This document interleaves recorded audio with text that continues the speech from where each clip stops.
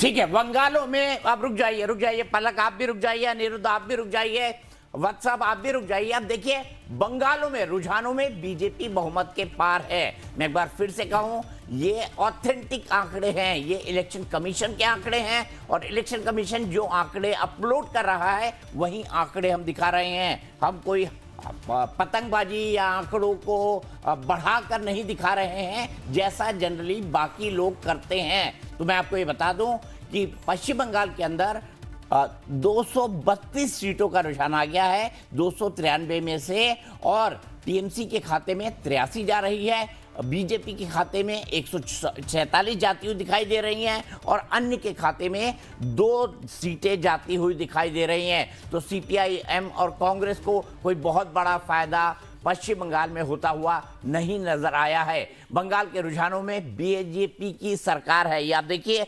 148 साहब 147 हो गया, टीएमसी 83 और अदर्स के खाते में 2। सर वोट शेयर क्या कहता है? यही मैं देख रहा था, जो वोट शेयर इस वक्त अगर हम देखें, जो एक सेकंड के लिए बहुत ही इंटरेस्टिंग चीज़ दिखा रहे थे आप और बता भी रहे थे, लेकिन 147 और 82 उनके पास है तृणमूल कांग्रेस के पास, और भारतीय गोरखा प्रजातांत्रिक मोर्चा जो है वो एक सीट पे आगे है।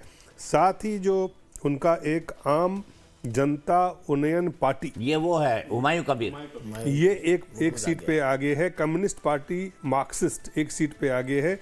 ऑल इंडिया सेकुलर फ्रंट ये एक सीट पे है।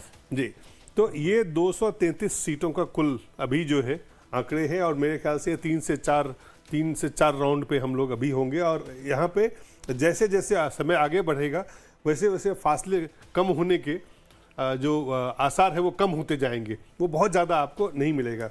बढ़ने के भी आसार है सर, बढ़ भी सकते हैं 147 से ज़्यादा। बिल्कुल। और इसको अगर इसी आंकड़े को अगर हम सिर्फ चले जाए कि जो वोट परसेंटेज वो एक कमाल का है कि जो 44.82% वोट जो है वो बीजेपी के पक्ष में है, और तृणमूल 41.85, जो सवेरे में वो 10% के से ज़्यादा का जो मत प्रतिशत का जो फासला था वो घट के लगभग अभी 3% से ज़्यादा 3.5% के आसपास हो गया है। यानी कि जो पोलस्टर थे और जो परिणाम जो मतदान हुए हैं दोनों में आप ये मान सकते हैं कि जबरदस्त तरीके से दोनों तरफ से मतदान तो हुए, दोनों तरफ से लड़ाई मजबूती से लड़ी जा रही थी। लोकतांत्रिक खास करके चुनावी लोकतंत्र में यही चीज मायने रखता है कि कितने लोग निकल के आपको वोट करने जा रहे हैं।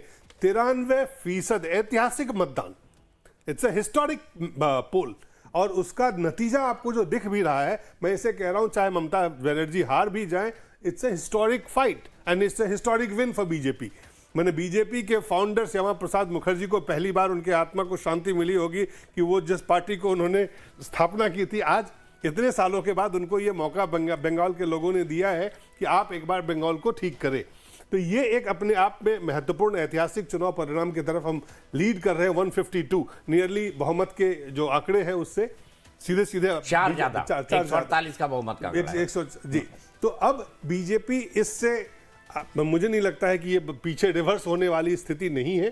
तो एक तो बात बहुत साफ है कि प्रचंड बहुमत कितना होगा, आखिरी वो नंबर क्या होगा, उसके लिए तो हमें लगता है आखिरी एक वोट ममता बनर्जी उनके पार्टी के जो लोग हैं वो जिस तरह से उन्होंने लड़ाई लड़ी है, जिस तरह से मतदान हुआ है, जो परिणाम आ रहे हैं उसमें वो एक वोट को गिनने की कोशिश करेंगे। और चुनाव आयोग भी चाहेगा कि हर तरह से ये ट्रांसपेरेंट परिणाम लोगों को दिखे भी। और बंगाल के लोग तो जानते हैं, जो लोग मतदान करते हैं उनको पता होता है कि उन्होंने परिवर्तन के लिए किया है नहीं किया है, लेकिन फासला इतना कम है 3% 3.5% का जो वोट परसेंटेज में जो अंतर है, मुझे लगता है ये एक जबरदस्त तरीके से मुझे कम से कम 2 घंटा और आपको देना पड़ेगा। और सर आप देखिए पिछली बार 38% का वोट बैंक था बीजेपी का, 48 इस बार 48 था तृणमूल कांग्रेस का। तो उनका 38 से आप जोड़ लीजिए 38 4 और 2 6, लगभग 5-5.5% वोट बीजेपी ने बढ़ाया है।